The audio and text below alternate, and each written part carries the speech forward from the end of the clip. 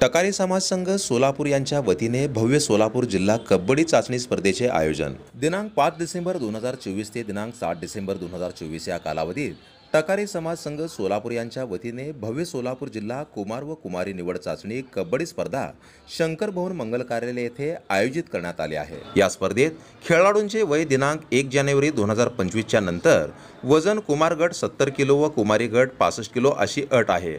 तालुक्यातील खेळाडूंना आयोजकांकडून मोफत राहण्याची व भोजनाची सोय करण्यात आली आहे।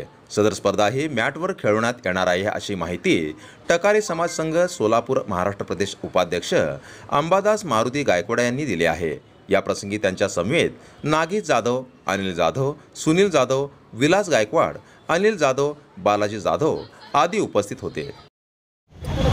आता मुळात सांगायचं म्हटलं तर खेळाडूंना त्या खेळाविषयी त्यांना जिद्द पाहिजे की मी आज इतकं कष्ट करतो, व्यायाम पाहिजे आणि मी राज्याकडून खेळणार, देशाकडून खेळणार, हे जर संकल्पना माझ्या मनात आणलं तर ते शक्य होणार आहे।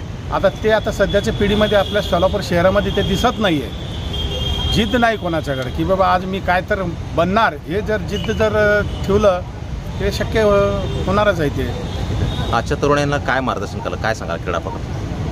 मला एवढं सांगायचं आहे की सोलापूर जिल्ह्याचं नाव अख्ख्या भारतात कबड्डीविषयी पूर्वी होतं आणि आता नवीन जे खेळाडू आहेत त्यांनी परिश्रम घ्यावं, व्यायाम करावं, सराव करावं, निश्चितच यश त्यांना मिळणारच आहे।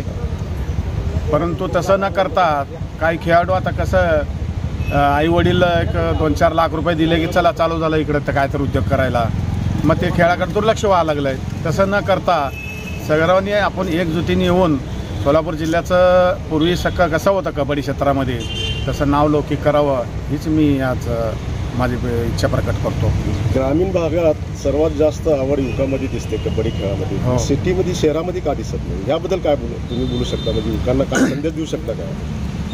आता ग्रामीण भागात कसं आहे की आता सांगोला म्हणा, करमाळा म्हणा, पुन्हा अकलूज, तिथं कसं आहे एक संघ आहे त्यांचं आणि तिथं काय राजकारण कमी आहे आणि तिथल्या खेळाडूंना आवड भरपूर आहे की बाबा आज मी काय तर झालं पाहिजे, हे जिद्द तसं या शहरी भागामध्ये दिसून येत नाही। शहरी भागामध्ये त्यांच्यासाठी काही म्हणजे सुविधा नाहीत का? असं सुविधा आहेत, भरपूर आहेत, त्याचा लाभ युवक घेत नाहीत का? ते लाभ घेत नाहीत आणि कसं आहे जिल्हास्तरीय स्पर्धा झाली पाहिजे, किमान महिन्याला एकदा तर एक मंडळाने एक स्पर्धा घेतली पाहिजे।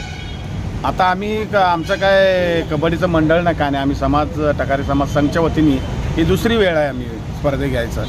तसं जे कबड्डीचे संघ आहेत की त्यांचे जे अध्यक्ष आहेत त्यांनी ठरवलं पाहिजे की बाबा मी वर्षातून एक मॅच घेणार, एक 12-15-20 संघ जर असेल तर महिन्याला एक मॅच आरामात होणार। एकंदरीत तुम्ही तुमच्या टकारी समाजाच्या वतीने आजच्या युवकांना आणि तरुणांना प्रोत्साहित करण्यासाठी हा संकल्प केलेला आहे। अशाच नवनवीन घडामोडी पाहण्यासाठी जनता संघर्ष न्यूज चॅनलला लाईक करा, शेअर करा आणि सबस्क्राईब करायला विसरू नका।